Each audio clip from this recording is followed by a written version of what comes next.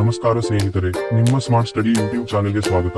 First time ನನ್ನ channel ಯಾರು ನೋಡ್ತಾ ಇದ್ದಿರಲ್ಲ, ಪ್ಲೀಸ್ ಚಾನೆಲ್ ಸಬ್ಸ್ಕ್ರೈಬ್ ಮಾಡಿ, ಯಾಕಂದ್ರೆ ನಾನು ನಿಮಗೆ ಕೊಡುವ ಪ್ರತಿಯೊಂದು ವಾರ್ಷಿಕ ಪರೀಕ್ಷೆಯ ಅಪ್ಡೇಟ್ನಿ ನೀವು ತಪ್ಪದೆ ಪಡೆಯುತ್ತೀರಿ.